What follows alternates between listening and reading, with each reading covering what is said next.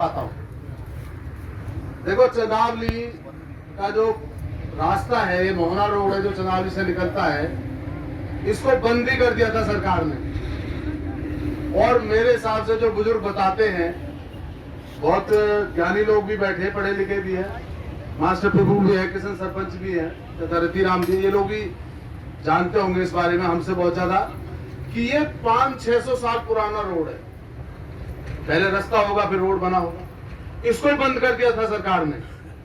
चंदावली में लोग धरने पे बैठे, मेरी माताओं बहनों, वहां माताओं की बड़ी हिस्सेदारी थी, हमारी मातृशक्ति का वहां बड़ा रुतबा था, और सरकार को मजबूरी में झुक के वो बनवाना पड़ा।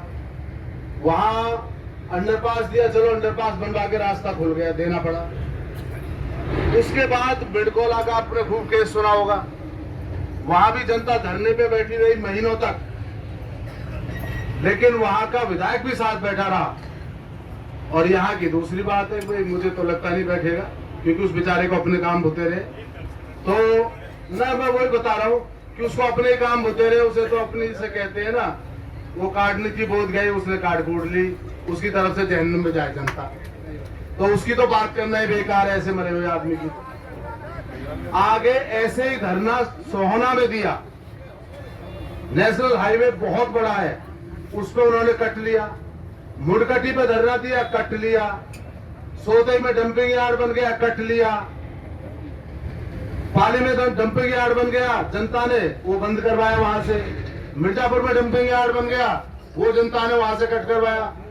मेरा कहने का मतलब ये, बड़ी गूंगी बहरी सरकार है, बड़ी असंवेदनशील सरकार है, बड़ी निकम्मी और लापरवाह सरकार है। आप जब तक यहाँ अड़े नहीं रहोगे ना, और इतनी जोर से नहीं चिल्लाओगे, इतनी मजबूती से अपनी बात नहीं रखोगे, ऊपर कोई सुनने वाला नहीं है। मैं अपने घर में बात कर रहा हूं। ये तो मजबूती से जब डटे रहोगे और अड़े रहोगे ना, तब बात बनेगी। अब मेरी नॉलेज में परसों एक बात आई, मुझे जग्गी मेंबर ने बताया था कि दानी सरपंच और बाकी काफी सारे लोग मिलकर वहां गए, तो कृष्ण पाल जी ने बड़ी उनको गलत तरीके से उनसे पेश आए, उनको धमकाया, उनकी बात भी नहीं सुनी। तो देखो, मैं मीडिया के भाई है मेरे साथ, बड़े वरिष्ठ पत्रकार हैं, एक हमारे सौरभ भारद्वाज जी हैं, बहुत ही वरिष्ठ पत्रकार है। मैं इनके सामने कह रहा हूँ ठोक के, और आप लोगों की तरफ से कह रहा हूँ, और मैं कह रहा हूँ कि भैया जो चौधर की पगड़ी जो रखी ना, और आज तक फरीदाबाद में इतना बड़ा पद किसी को लोकसभा में नहीं मिला, केंद्रीय मंत्री का, वो सिर्फ और सिर्फ आप लोगों की वजह से मिला। तो आगे कृष्णपाल जी को ध्यान रखना चाहिए, दिमाग में कोई फितूर हो तो बेशक निकाल दे, कि जिस जनता ने पगड़ी पहनाई है ना, उसके सिर से 2 मिनट में उतार के दूसरे को पहना देगी, और कोई कृष्णपाल रह जाएगा फिर स्कूटर पे जो घुमाता था किस किस को, वो तो मुझे नहीं पता, आपको ज्यादा पता होगा।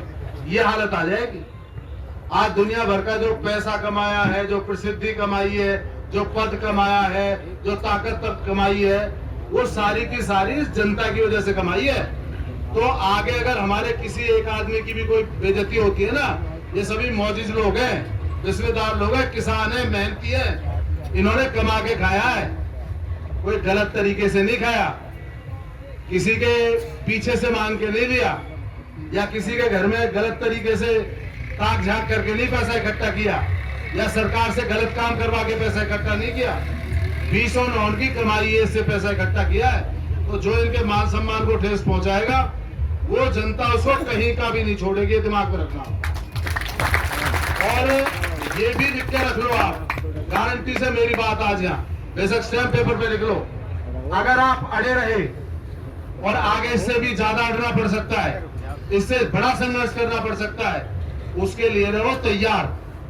और मैं युवा साथी थोड़े कम देख रहा हूँ, हमारी मातृशक्ति मजबूत है, बुजुर्ग भी मजबूत है, लेकिन ये लड़ाई में युवा साथियों की अहम हिस्सेदारी होती है, क्योंकि ये बुजुर्ग लड़ रहे हैं तो युवा साथियों के हक के लिए लड़ रहे हैं। गलत है, युवा टीम यहाँ बैठी है, ये हक के लिए लड़ रहे हैं।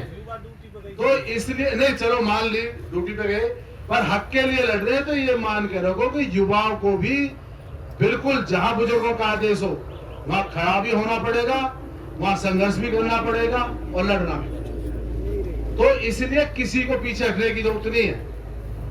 और एक मैं बहुत बड़ी बात बता देता हूं कि कभी भी इस तरह की कोई बात होती है और इस तरह का संघर्ष होता है तो साझा होता है। ये एक गांव की लड़ाई नहीं है, क्योंकि समाज सबसे बड़ी चीज होती है। राजनीति तो समाज से बहुत बाद में आती है। ये लोकतंत्र की जो सारी शक्तियां लोग लेते हैं और मिलता है और चुने जाते हैं, वो सबके सब किसके पीछे? समाज के पीछे। तो यहाँ एक को दर्द नहीं है, यहाँ आसपास के मेरे हिसाब से 50-60, मतलब आप मचगढ़ और चंदावली को छोड़ दो उस तरफ, जबकि उनको इस बात का दर्द है कि मैं मोहना से रोटी बेटी का रिश्ता हमारा, तो हम कैसे पीछे हट जाएंगे? हम यहाँ आज की डेट में है कि किसी के समधी भी लगते हैं तो किसी के भांजे भी लगते हैं, कुछ के हो सकता है बेटा भी लगे, कुछ के देवते भी लगते हो। तो रोटी बेटी का रिश्ता है, इसलिए पीछे हटेंगे नहीं। वह जयपाल फौजी गलत है, गलत बात है। अब मैं एक और बड़ी बात आपको बता देता हूं कि देखो, ये जितने भी इस तरह के कट होते हैं ना, और जो इन पर पैसा खर्च होता है वो सरकार का होता है। कोई अपनी जेब से नहीं बना रहा, कोई अपने माँ बाप की जमीन बेच के नहीं बना रहा। अब योगी जी ने यहां बनवाया, ये जेवर में जो एयरपोर्ट बनवाया, किस लिए बनवाया भाई? वहां के आसपास के लोग तरक्की करें, उसके प्रदेश में बाहर के लोग पैसा लगाएं, वहां राजस्व आए, वहां जनता की भलाई हो। तो हमारे यहाँ कट मिलेगा मोहना में, तो हमारे भी तो बच्चों को बहुत फायदा होगा। कोई वहां हो सकता है बड़ी गाड़ी, एयरपोर्टों पे बड़ी गाड़ी चलती है, 50-50 लाख की टैक्सी चलाते, कोई वो भी करने जाएगा। हो सकता है कोई दूध सब्जी भी लेके जाए, हो सकता है कोई और बाकी खाने पीने की चीज भी लेके जाए। और फिर दूसरी बड़ी बात है, जो जमीनों के रेट है हमारे, ये तो कुछ भी नहीं रहेंगे। मैं आज जेवर में जहां कोई 1 लाख रुपए बीघे की जमीन नहीं पूछता था, आज वहां 1 करोड़ बीघे की हो रही है। तो हमारे से क्या दुश्मनी है? तो हमारी भी तो यहाँ होनी चाहिए ना जमीन के रेट।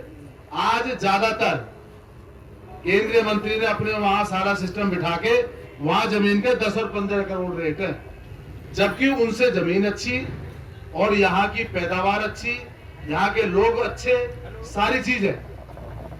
तो ये सारी बात समझने की जरूरत है। और वैसे एक बात बताओ, मुख्यमंत्री, मैं आप लोगों से पूछता हूं, एक मुख्यमंत्री कोई घोषणा कर दे और उस घोषणा को पूरा ना करें, तो मतलब इस मुख्यमंत्री को छोड़कर हम योगी के पास जाएं, या राजस्थान के मुख्यमंत्री गहलोत के पास जाएं, या हिमाचल जाएं, कहां जाएं? तो ये मुख्यमंत्री जी को इस बात का मैं मीडिया के साथियों से जरूर अनुरोध करूंगा कि मुख्यमंत्री जी को कम से कम ये बात सोचनी चाहिए कि मुख्यमंत्री एक राजा होता है प्रदेश का, एक मुखिया होता है, बहुत बड़ा सम्मान दिया जाता है।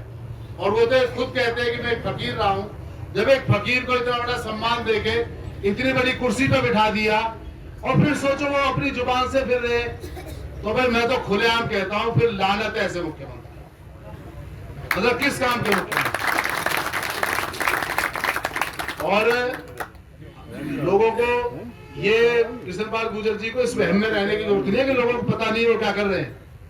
सबको पता है आज की तारीख में फरीदाबाद के मुख्यमंत्री हो, और ये कट उनके लिए मुश्किल से 1 दिन का काम है। 1 दिन भी नहीं लगेगा, मुश्किल से आधे घंटे का काम है, और अगले कल से काम शुरू हो जाएगा। यहाँ क्यों नहीं करवाना चाह रहे? फिर क्या स्वार्थ है उनका? पत्रकार साथियों को पूछना चाहिए तो उनका क्या स्वार्थ है, क्यों नहीं करवा रहे? और पैसा खर्च होगा तो हमारा पैसा खर्च हो रहा है ना, हम टैक्स दे रहे हैं ना। बाकी भी जो फ्लाईओवर बन रहे हैं या जो कट बन रहे हैं या और सारी चीजें हो रही है, हम दे रहे हैं ना। और हमारी जमीन भी औने पौने दामों में तो खरीदी है। फिर मुआवजे क्या रेट रहा है जमीन का जो मुआवजा मिला है? चलो 186 का लगा लो, महावीर भाई बता रहा है 186 का। प्रॉपर्टी डीलर है, इन मामलों में बहुत तेज है, तो वो बता रहा है 186 का है। मैं तो कह रहा हूं कि अगर यह 686 का भी हो, जब भी कम है भाई। जो जमीन है यहाँ की, जितने मौके की जमीन है, आज ये है कि अगर हमें 15-20 करोड़ का देते तो हमारे पास इतने पैसे बचते। अब यहाँ से बल्लभगढ़ आप लगाओ, कम से कम 30 किलोमीटर है। आप 30 पहले वहां वापिस जाओ, फिर 30 आओ, आके हुई मोहना, और यहाँ से मेरे हिसाब से 10-12 किलोमीटर होगा, 12 किलोमीटर। आप सोच के देखो, मतलब सरकार के लिए कितनी शर्म की बात है कि एक आदमी जो जेवर एयरपोर्ट जाना चाहता हो उसको जाने के लिए पहले 60-70 किलोमीटर तेल फूंकना पड़ेगा। और ये एक गांव की बात नहीं है, ये इसमें कम से कम आप लगा लो घरोड़ा से लेके 30-40 गांव ये पड़ेंगे, उस तरफ घोड़ी चांद तक लगा लो 30-40 गांव वो पड़ेंगे, उस तरफ से दीग प्याले तक लगा लो 30-40, मतलब इसमें कम से कम भारद्वाज भाई आप मानो 125 गांव पड़ेंगे जिन लोगों को फायदा हो।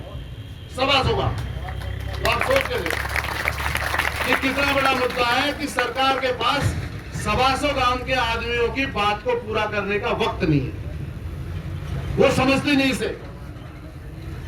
भाई इतनी बेकार सरकार, क्योंकि ये धरने की जगह है और बाकी बात तो मैं नहीं कहना चाहूंगा, पर इतनी बेकार सरकार, मेरी भी उम्र 57 साल हो गई, मैंने अपनी जिंदगी में इतनी बेकार सरकार नहीं देखी कि जिसे जनता से कोई मतलब ही नहीं है। ऐसी तो कोई बात नहीं भी। और मैं एक बात बताऊं आपको, देखो अगर कल को कोई दिक्कत खड़ी होती है तो संघर्ष के लिए रहो तैयार। हो सकता है इन मंत्रियों की कोठी का भी घेराव करना पड़े, किशन सरपंच साहब, इनकी कोठी का भी घेराव करना पड़ सकता है, और भी कोई बात हो सकती है, गिरफ्तारी भी देनी पड़ सकती है, हो सकता है आपको इसका काम भी बंद करवाना पड़े। तो भाई मैं तो एक ही बात कहता हूं, यहाँ खड़ा होकर नियम धर्म से, हमारी माता बहनें भी है, कि अगर कोई ऐसी दिक्कत आएगी तो सबसे पहले मास्टर रिसिपाल खत्म होगा, उसके बाद आप संघर्ष करें। मतलब इसको बनने नहीं देना, अगर ये बनेगा तो मेरी लाश पैसे होके बनेगा, मैं इससे ज्यादा मैं आपको कुछ नहीं कहूंगा। बाकी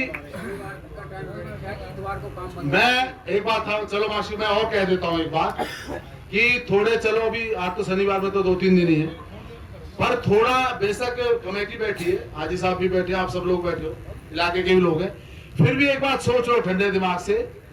देखो ये बात मैं अभी भी कह रहा हूं कि कृष्ण पाल को पावर है पूरी, केंद्रीय मंत्री हैं, अच्छी क्षमता है, फरीदाबाद के मुख्यमंत्री है, चलो एक बार उन्होंने कोई टुच्चापन दिखा दिया उसे भूल जाओ, एक बार सभी लोग उनसे फिर मिलो और एक बार उनको जाके बताओ कि 7 दिन का टाइम है और 7 दिन बाद हम काम कराएंगे। मतलब मैं हाथ जोड़ के कह रहा हूं, अगर आपने भाई से कर लिया 7 दिन का टाइम, तो अब एक बात सुन लो, अगर ऐसी बात है भाई चाचा, एक बात है भाई चाचा, एक बात है सुनो, अगर ये है नहीं मिलना है, आपका दिल इतना खट्टा हो गया है, तो देखो मैं भी आपका बालक हूं, छोटा भाई हूं, मेरे कहने से आप थोड़े लोग मत मिलो, सभी गांव के आदमी लो, उसमें इसके पनेड़ा के भी लो, हीरापुर के भी लो, निरियाले के भी लो, छांसे के भी लो, मोहना के भी लो, चनावली के भी लो, मचर के भी लो, दयालपुर के भी लो, ऐसे 1-1, 2-2 आदमी ले लो, बेशक ऐसे आदमी लो कि जो आज भी उनकी तरफदारी करते हैं, उन्हें वोट देने की कहते हैं, मेरे से और खुला कहलवा हो तो आज भी उनकी तरफदारी करते हैं, उनका झंडा उठाते हैं, वोट देने की कहते हैं, उन आदमियों को भी लो साथ में, क्या दिक्कत है, तो चलो साथ में। और नहीं कोई बात, कोई फिर खराबी की बात करे ना चाचा, तो फिर हम पे वो आप समझ लो सारे तरीके आते हैं। मोहना तो वैसे भी वो गांव है, कोई कितना, ये तो क्या फन्ने का है, मोहना तो वो गांव है जो फन्ने का मुख्यमंत्री बनते थे ना, फन्ने का, उन पे ईंट मार मार के भगा दिया था उन्हें, और दिल्ली तक उनकी गाड़ी नहीं रुकी थी। तो ये दिमाग में रखनी चाहिए, किसी आदमी को कोई बहम हो ना, ये जो इलाका इतना गर्म खून का सारा, ये लेके यहाँ से सोहना पहाड़ी तक, यहीं की बात नहीं बता रहा मैं आपको, एक पुरानी बात बता देता हूँ मैं आपको। जब महाराजा सूरजमल ने चढ़ाई की थी ना, महाराजा जवाहर सिंह ने जब चढ़ाई की थी दिल्ली पे, तो भरतपुर से लेके, जमुना से लेके और ये सोहना पहाड़ी तक ये सारी जनता गई थी, हमारी माताएं बहनें भी दराती लेके गई थी। ये मैं अपनी जेब की बात नहीं बता रहा, ये इतिहास की किताबों की बात बता रहा हूँ, आपको लिखी हुई बात बता रहा हूँ, तो कोई हल्के में लेने की जरूरत नहीं है किसी को मैं। इसलिए मैं तो अपना सुझाव है कि अगर आपको अच्छा लगे तो एक बार और मिले, और एक इसको टाइम को बढ़ा के थोड़ा सा 7 दिन का दे दो, और उसके बाद जो कमेटी डिसाइड करे, जो हमारे बुजुर्ग डिसाइड करें, ये बता देना, हम उसके पीछे खड़े हो जाएंगे, और जब जान देने की बात आएगी तो सबसे पहले हम।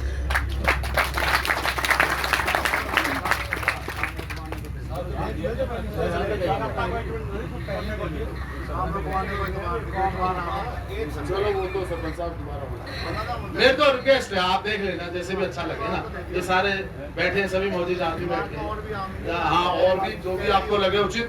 पर मेरी तो अपनी रिक्वेस्ट है कि हम अपनी तरफ से ना प्रशासन को कोई बात ये नहीं होनी चाहिए कि भाई टाइम नहीं दिया, और अगर चलो उससे नहीं मिलो तो देखो जो डीसी होता है ना वो बहुत मोटी तनख्वाह होती है, बहुत सुविधा होती है, और सरकार सीएम से उसकी रोज बात होती है, मुख्यमंत्री से। तो डीसी को ज्ञापन दे दो, चलो छोड़ो, अगर केंद्रीय मंत्री को नहीं मिला तो डीसी को ज्ञापन दे दो। तो मैं तो पत्रकार बोलते आप बता दो कि भाई जनता की आवाज ये है कि 22 से काम रुक, 22 की बोल दो फिर इनको।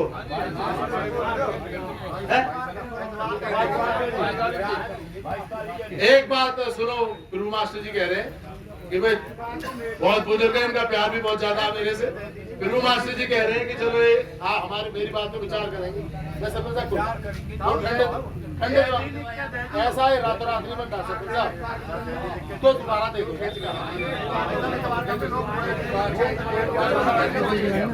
चलो फिर देख लो, इनको पता है, चलो फिर इनको ज्यादा पता है। चलो कोई बात नहीं, अगर इतवार का है तो इतवार का कर लो, कोई बात नहीं। ये तो सरपंच साहब बता रहे सब कुछ दे दिया,